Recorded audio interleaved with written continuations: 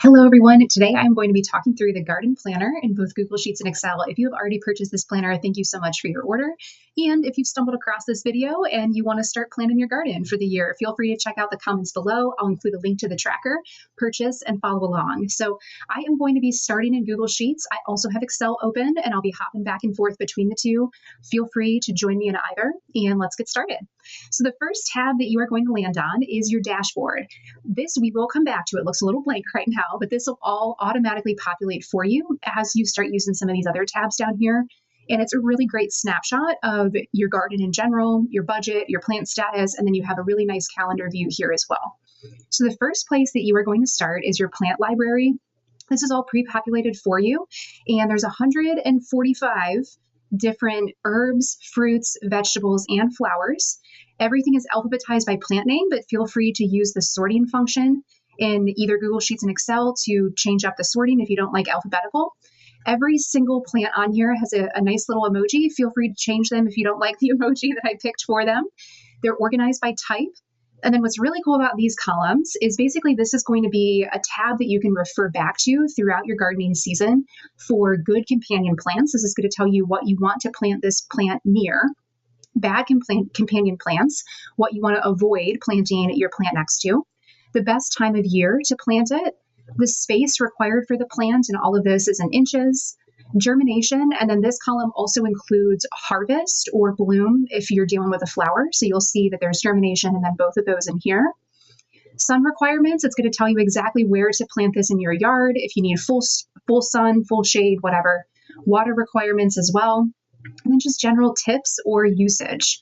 So this is basically going to be something that you can come back to as you're building your garden, refer to throughout the year.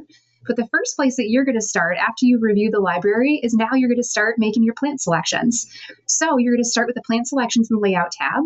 And the first column that you're going to do is you can see all of the plants are again alphabetized here, and you can start selecting some plants. So for sake of example, let's start selecting a couple. I'm going to do tomatoes. You'll see the emoji automatically populates and then the space requirements populate too. The reasoning for that is that's going to be helpful as you're planning your garden layout. So let's do some basil as well.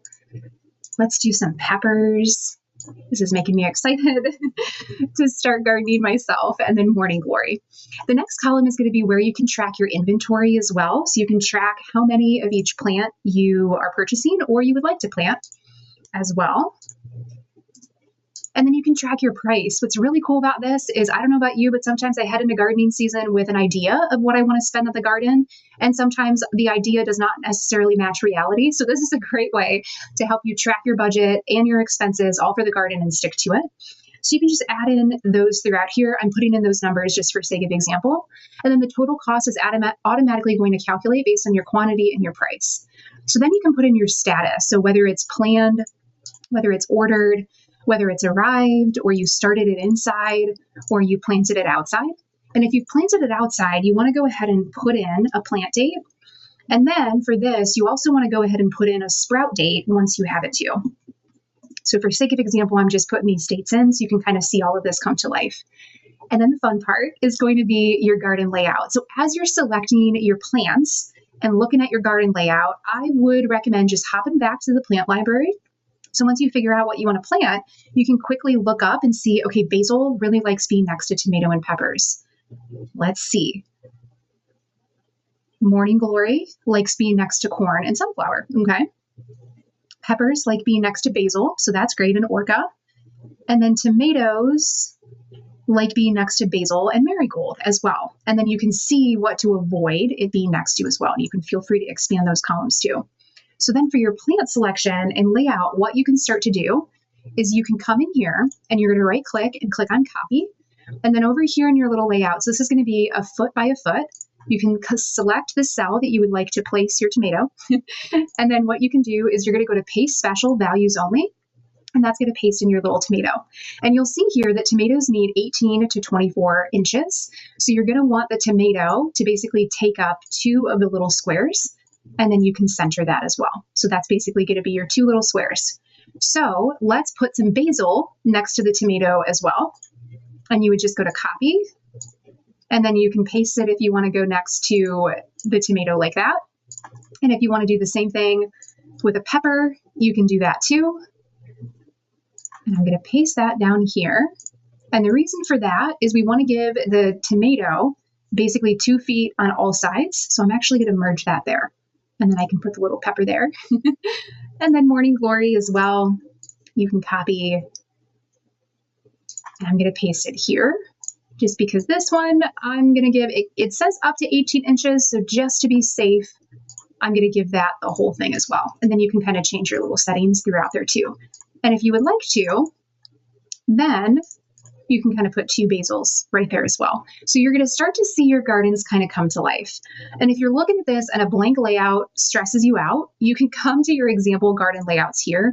And I have a couple different options pinned for you here as well. So this is a tomato, pepper, basil, example, potatoes, green beans. And again, if you're like, what is this emoji? You can come back to the plant library. You can easily see what the emoji is here as well.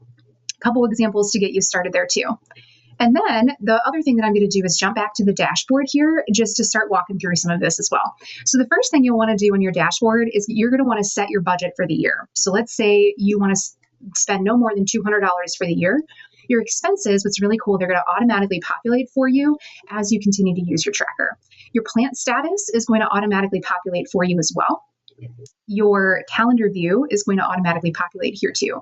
So this is really nice. When you add plant and then sprouted dates to your plant selection over here, it's going to automatically pull in and then populate this Gantt chart to show you your plant and dates all in one view right here for you as well.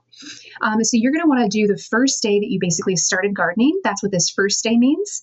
And then the week, you can advance the weeks of the year by just changing this little drop-down menu. And you can see that as I do that, the Gantt chart advances as well.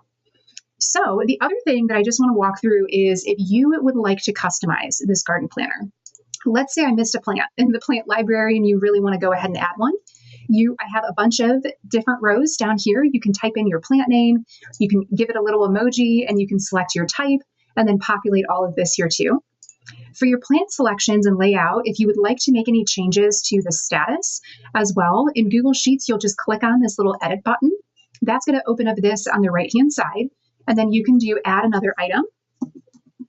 For the sake of example, I'm just going to type in example, and you'll hit done, apply to all. And then you'll see that example is available here. And then what you can do as well on the dashboard, so let's say you renamed any of these two. When you click in here, these will automatically update for you based on the name that you type in right here as well. So just make sure that the name you type in here matches the name that you typed in for your status as well. I'm going to hop over to Excel for 1 second because I want to walk through updating your status in Excel because it's slightly different than Google Sheets. So hopping over to your plant selections and layout, what you're going to do is basically click in H4 and then with your mouse, drag it all the way to H98. You're going to come up here and click on data and then data validation, and you're going to see the list is here and each item is separated by a comma with no spaces on either side. So you can either type over what's already in here, or if you would like to add additional options, you would just add a comma at the end, and then you would type in example, just for the sake of example. You would click OK, and then all of a sudden you're going to see that that example showed up here as well. So slightly different in Excel, but that's how you go ahead and do it. And then for your dashboard, this is just basically what I recommend is referring to this throughout the year, checking on plant dates, entering it, using the plant selection and layout, the notes column as a journal throughout the year. If you have any notes about, yes, I enjoyed growing this, no, never grow this again, you can make notes here too. And then your dashboard is just going to give you an overall view of how your garden's doing. So yeah, that is everything that I have for today. Thank you so much for tuning in, and I will see you in the next video.